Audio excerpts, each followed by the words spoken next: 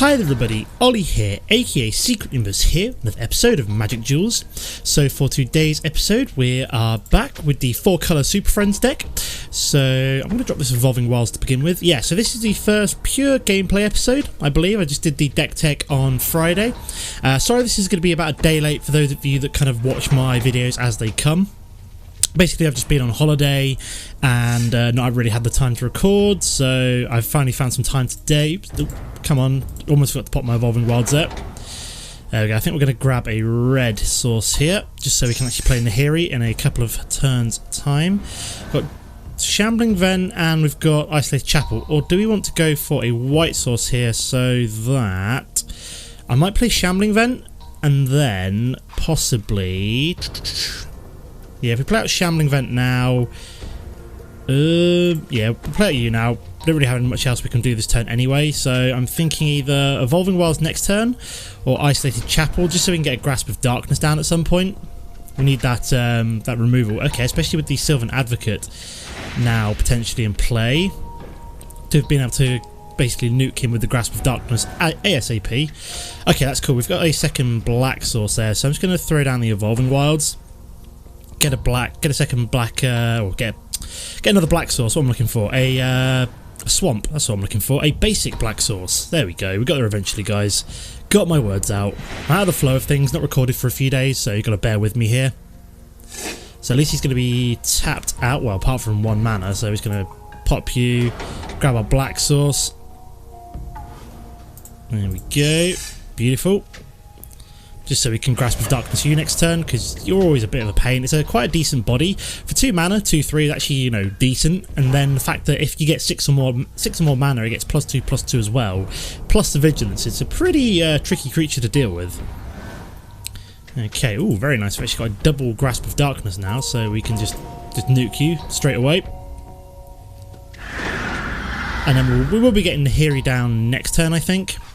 Have we got all the mana we need for... We don't quite have all the mana we need for Omnath. How much mana have we got? 1, 2, 3, 4, 5, 6. So we basically need to find a green source in the next few turns, just so we can be looking at playing Omnath on turn 7, potentially.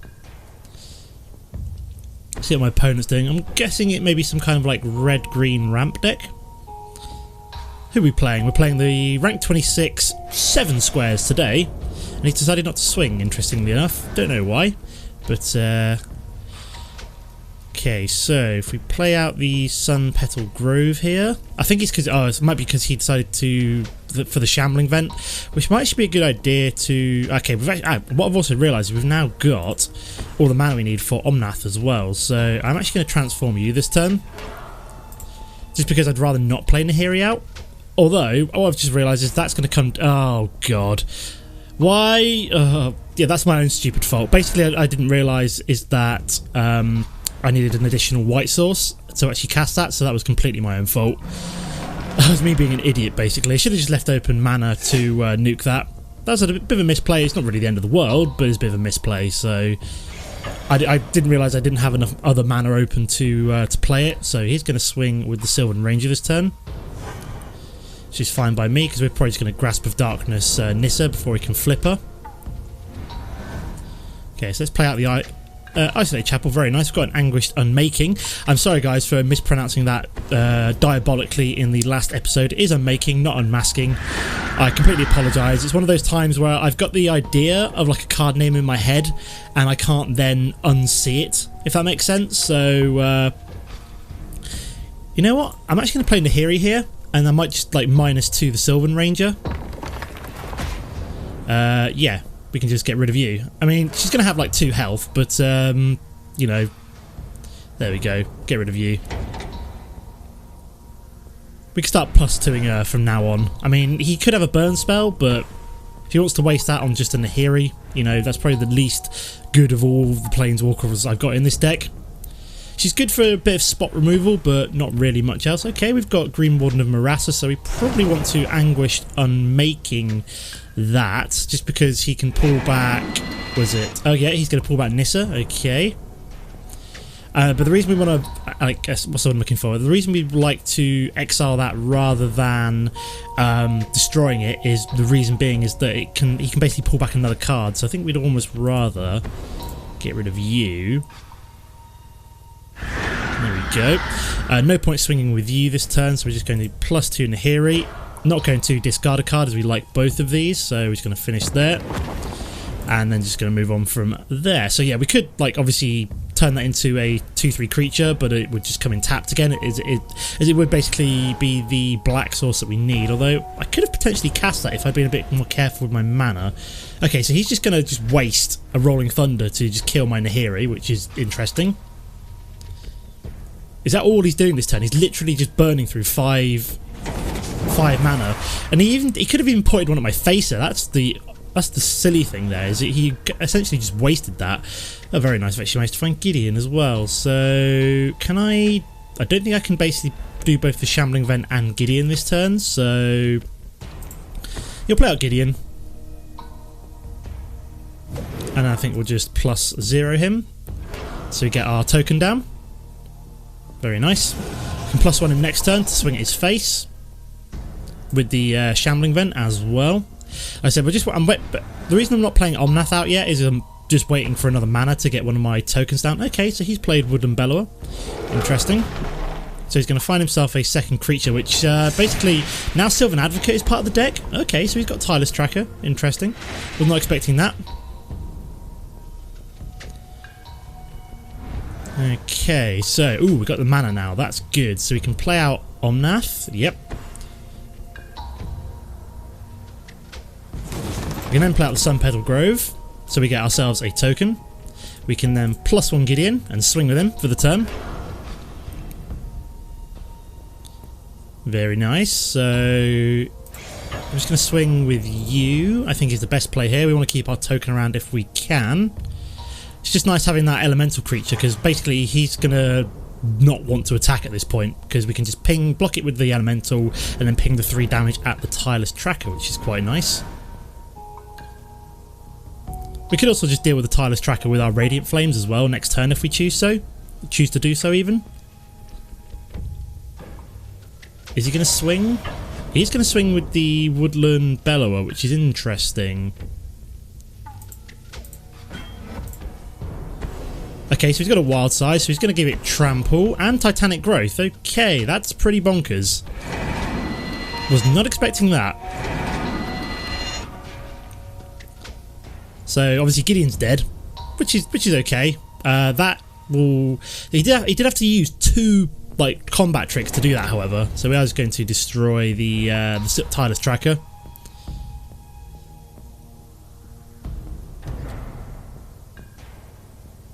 So what's going on here? Has he just like paused the game? I don't know. I can't tell. Does he push through trample damage? I was going to say, does trample damage go all the way through to my face? I didn't think it did, but and he just drew an extra card there to finish off with. He's got a Rogue's Passage. Okay, that's not particularly good for me. Oh yeah, I didn't twig the fact that we actually had ourselves an additional mana there, which is quite nice. So we are just going to drop the Shambling Vent, and I think we're going to swing with Omnath and the Shambling Vent. There we go. Swing for 7. Take him down to 8. We'll go back at 16, which is quite nice. There we go. If he didn't have damage effects on, that would go a little bit quicker.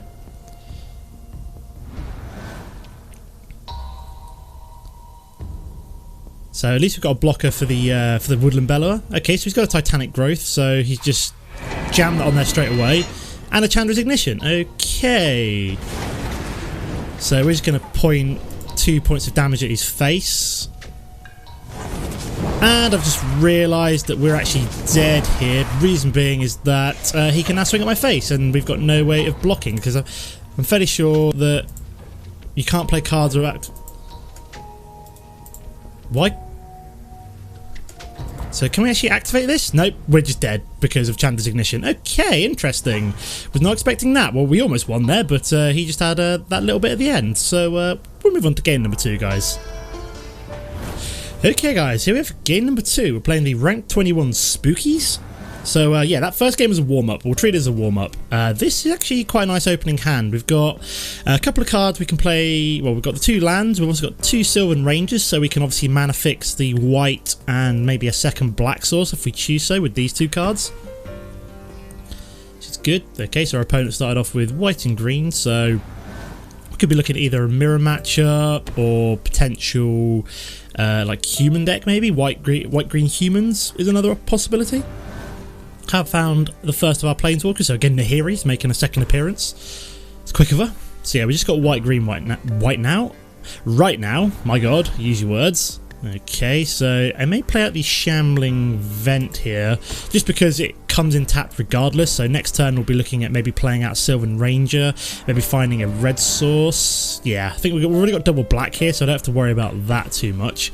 And like nowadays, like I'm not that worried about mana fixing because of the lack of Monvuli Acid Moss. So whereas before I would have been like, oh, I've got double black, but I have to be careful, maybe get a third black source just in case. With the kind of the demise of Monvuli Acid Moss, we no longer have to worry about that. So we've got Mulgraf Scavenger, which is a Delirium card where it gets +3/0 if he has Delirium.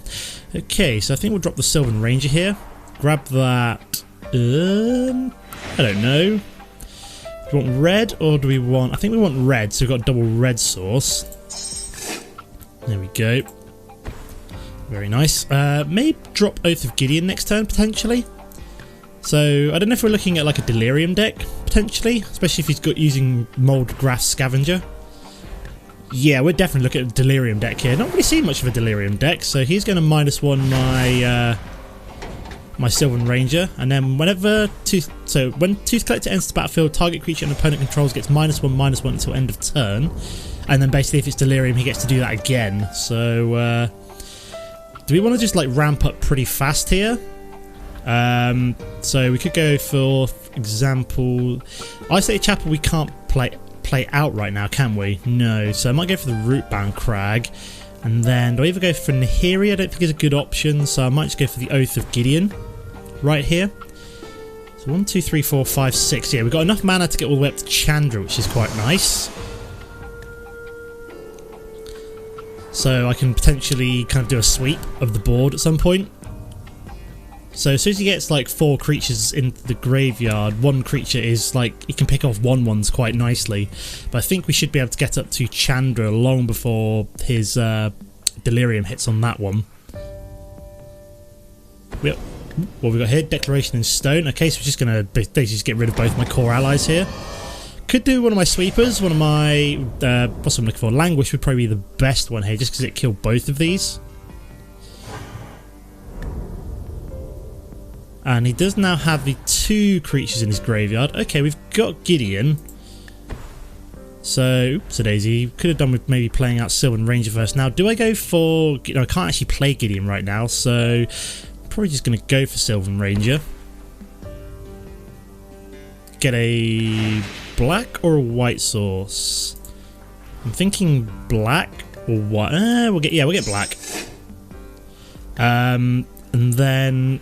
Next turn, 1, 2, 3, 4, 5, 6. Yeah, we can get Chandra next turn and potentially just wipe his board. We could drop her and then -4 her straight away, which would just get rid of everything on his side. It's an option. Depends what else he plays here. Like if he plays out another creature, okay, he's played out Sorin. So we probably want to maybe Exquisite Firecraft Sorin. So he's obviously going to +1 him, I'd assume. Oh, he's going to -1 my Sylvan Ranger. Interesting. But not expecting that. And he's just going to swing for 3.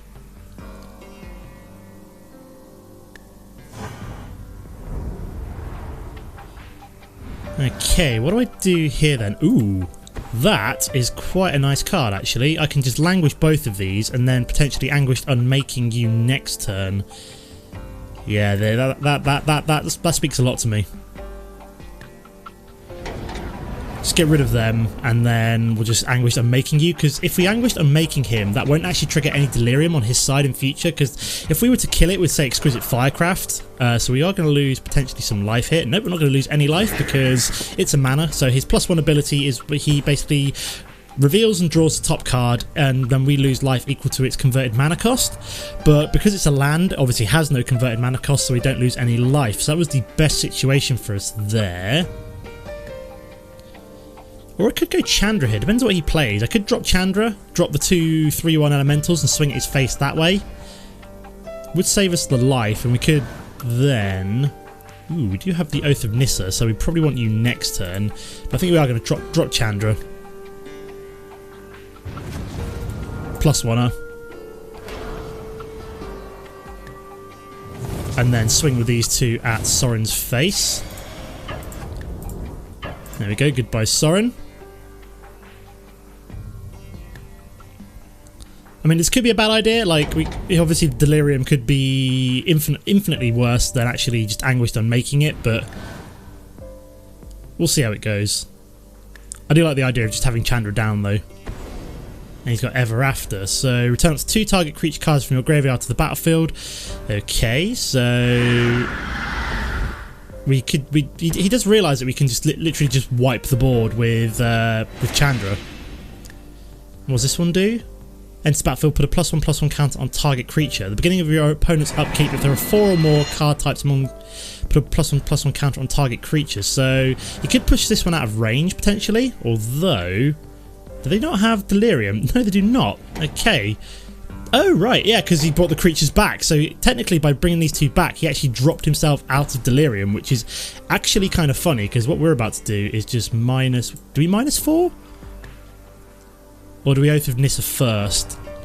Let's see if we find... You know, yeah, we'll Oath of Nissa first. Let's see what we find.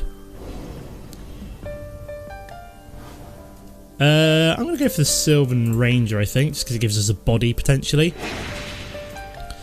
So yeah, let's -4 you. Oops, a daisy. 1, 2, 3, 4. Very nice. And I think we'll also drop Gideon as well. And he's just left the game. Okay, excellent. So that was that's a nice win. So let's move on to game number 3. Okay, guys, here we are for game number 3. We're playing the rank 34 Panic, I believe that was. So let's see what we've got to start off with. Mostly because we've got the Oath of Nissa, I actually feel fairly comfortable keeping this hand. If we didn't have that, I would have been like mulligan, like straight away. But we've got Oath of Nissa, and we've got Oath of Chandra, and I've got Oath of Gideon. So it's not too bad a start. Very nice. We've managed to find ourselves a 3rd mana as well. So providing we can, fingers crossed, find a white mana here, I would be feeling reasonably comfortable. We do not, but I am, however, going to grab Nissa. I mean, I almost like the idea of getting the black mana, but with the cards we've got in hand, I feel as though it's probably the least useful. Yeah, we are playing the rank 34 Panic, although that's not how you spell Panic, because Panic does not have a K. Let's see what he plays. If he plays out a creature, we'll probably play out Oath of Chandra, almost certainly. No, he's gone for Oath of Nissa himself. So is this the mirror matchup? We've got Super Friends versus Super Friends. I played one of these this morning. I was playing Super Friends versus Super Friends, and basically the guy was a massive tool. And basically what he did is that it was very, very even. Like it was kind of like a good match. And then like really like selfishly, he decided to do that trick where basically you disconnect. And you pause the game and disconnect, and basically it just pauses forever. Now there's supposed to be a workaround by this where if you disconnect your own internet and leave it for a while, it's supposed to like refresh it. Didn't work, so I basically just had to concede, and it was kind of like a really disappointing end to a really good match. Like I really enjoyed it, and it was just really frustrating that he decided to just like be like petty and like crash the game for me just because I just suddenly got the upper hand. Okay, so I was thinking about playing Nissa here, but I am instead leaning towards going for the Sylvan Ranger and grabbing that white mana for Oath of Gideon.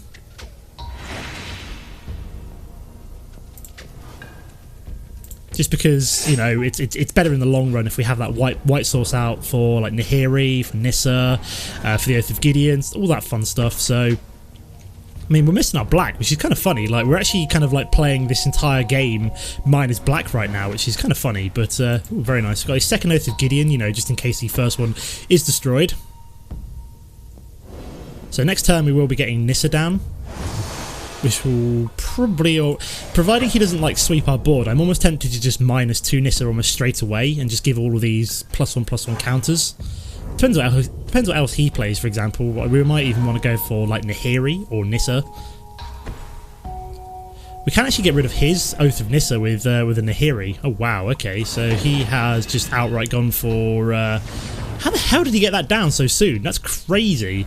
So all he did was exile Gideon, Obnixilis, Omnath and Nissa pretty much straight away. Okay, we now need that black source actually for the Oath of Gideon, but I'm thinking just drop Nissa and start creating more chump blockers against the Oblivion Sower until if he swings next turn we can just immediately drop Nahiri -2 and just exile it. We'll skip attack for now. So we did do 2 damage to our opponent's face. So yeah, wow. I like in hindsight, I'm almost thinking Oblivion Sower might almost have been a better drop than Omnath. Okay, so he's now got Chandra, so he really did ramp up very quickly. I didn't realise how quickly he'd actually ramped up. So we are about to have our board wiped. And then he's going to swing with, yep, so at our face. So we will be able to destroy it with Nahiri next turn. So Nissa, you served us well for 1 turn. But we can actually destroy you now, so that's nice for me. Okay, we do have a Woodland Wanderer for later on, but we are going to drop you -2 and destroy you. So is that a plus? That's only a +1, so even if you +1s next turn we take 6. Well, Nahiri's probably going to die, but that's fine. Oh, no, we can actually ping it at... Do we ping it at Chandra, or do we ping it at... No, I'm probably going to ping it at his face. Reason being is that we have the Exquisite Firecraft to deal with Chandra, so... All the anguish done making if we had the black mana, but...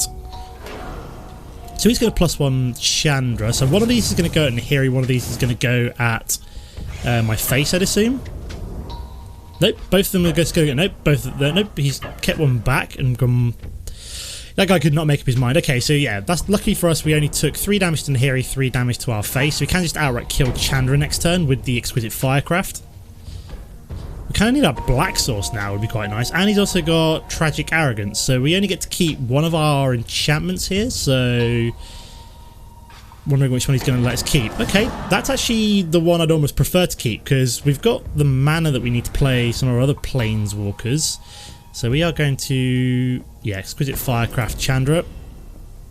We've got another Oath of Gideon in hand anyway, so that's good for any Planeswalkers later on. So this is a close match. Like I said, this is Super Friends versus Super Friends. He's playing it without black though, which is, you know, potentially quite a good shout. And that's actually going to be pretty terrifying. So we can almost do with our black source. That is actually going to come down as a 4/3 with double strike. Oh my sweet Jesus. That's terrifying. So we're going to go down to 9 here. It's a shame that Radiant Flames isn't like an instant, because that would be bad for him right there with the Needle Spine. So what is that? So it becomes a 2/1 red and white elemental creature with double strike until end of turn. It's still a land. So why did it get... oh, land creatures you control. Right, okay. So, yeah, we still need that black source. So I'm almost tempted to just play out Woodland Wanderer here. Because we're basically almost dead here unless we can... So this turn we potentially have to block the Needle Spires with our Woodland Wanderer. It's an interesting take on his deck. I don't think it is Super Friends actually. It's more of a control-y-esque deck, so he has just swung with you. So we'll block. Unless he's got a combat trick. Ah, he's got Radiant Flames. Okay, okay. That's cool, that's cool. Okay, so we do have Planar Outburst, but it's not that useful for us right now, so I think we're just going to simply drop Oath of Gideon. We could do with a second white source just to get ourselves Linvala down, that's what I'm looking for. This is basically just a blocker for the Needle Spires, although he will actually be able to kill either of them with the first strike, so they're more there as chump blockers right now. Okay, he's also got the Tireless Tracker. And whilst has he got a Canopy Vista, so he's going to be able to get that clue. Luckily, he has not got the Needle Spires down yet. Okay, here we go. So we will be able to actually get a little Linvala down. So do I Radiant Flames? Just kill everything and then think about Linvala, or do I just get Linvala? Oh my god, my mouth is just not working. Linvala down now and get that 5 life. Yeah, let's get you down now. We'll get that 5 life, go back up to 14. We can think about Radiant Flamesing next turn. So we go back up to 14. What else he got? So he's going to pop that clue, pump up his tireless tracker. So we can still kill that with Radiant Flames at the moment. So he can use this to find an Ulamog if he's got it. 1, 2, 3, 1, 2, 3, 4, 5. Okay, so he's just got Ulamog right now. So the only one that we could have dealt with there would have been... So we need a white source. Like next turn we need a white source, otherwise we're dead. Come on, white source. That is not a white source. That is not a white source at all. I think he realised that if we'd had that white source there, we could have actually have destroyed Ulamog. So basically what he did was limited us from using Anguished Unmaking. So I think we're just going to have to like go balls to the wall here and swing with the 5/5. And then, because we can't planar outburst because it's indestructible, so the only way we can deal with that is with... I didn't realise how much mana he had there. This is definitely some kind of like ramp deck with some clue synergy and stuff thrown in. He's obviously got some planeswalkers, so he had to just keep one of the Oath of Nisses there and toss the other one. Okay, so we found Omnath, so that's 1, 2, 3, 4, 5, 6, 7. So he can actually play it this turn if he wants to. Yeah, I was going to say, I'm guessing he's swinging with Ulamog. So we are just going to block you. So what do we lose there? A lot of stuff. So if we top deck a white source here, we might actually still be able to win. In theory. I'm not holding my breath because he's just played Omnath as well. Yeah, if we still had that white source available, we would have been fine. Come on, white source. Oh no! No! Oh my god, it's a tap white mana, isn't it? Ah, well, never mind, guys. We almost won this one, but we didn't quite. This is a good match. This is a good match. It was a close one. We just didn't quite. Was this the one with Sorin, or was that the last match? That was the last match, wasn't it? So yeah, we got going 5 short. Like if we had, I don't know. I can't really think of anything we could have done differently there. But yeah, that's annoying. So we'll give that to this guy. So that's annoying. Okay, let's finish off by opening up some packs. Now we're almost opened up the entirety of the Oath of the Gatewatch here, which is quite nice. So there we go. So we're opening up 4 packs today, and then we're just going to be 3 packs shy of completing the set, and then we're just saving up for Eldritch Moon. So Core Sky Climber, Kozilek Shrieker, Rune in the Wake. So what's that one? Search your library for a basic land card and reveal it. You may put that card onto the battlefield tapped if you control a land named Waste. So good for like the Eldrazi like ramp deck with like all the waste cards. Mind Melter can't be blocked. Ooh, very nice. I've not seen that one before. It's good for a blue-black Eldrazi deck. An Eldrazi Mimic. Oh yeah. That's one I said that you could potentially drop it and it would like get the Ulamog 10/10 potentially, which is pretty crazy. And then we've got another Crumbling Vestige, Jiraga Auxiliary, Support Creature, Step Glider, which is meh. Sifter of Skulls, whenever a non-token creature you control dies, put a 1/1 colourless Eldrazi. That's not too bad. Canopy Gorger, so just a very generic 6 mana 6/5. 2 more packs to finish off today. Whoops a daisy. If I get any, what's I'm looking for? If I get any excess gold, I am tempted to start foiling a few of my cards. Like, if I get more than 9,600 by, like, July, I would be tempted to start foiling a few. So we've got our final allied reinforcements. We've got a Wall of Resurgence, which is interesting. It's good for, like, Awakening decks, which I'm tempted to try at some point if it's possible. Ruins of the Auron Reef enters battlefield tapped, and it's basically there for like generating colourless mana.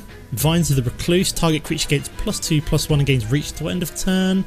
And Spark Mage's Gambit does 1 damage to each of up to 2 target creatures. Those creatures can't block this turn.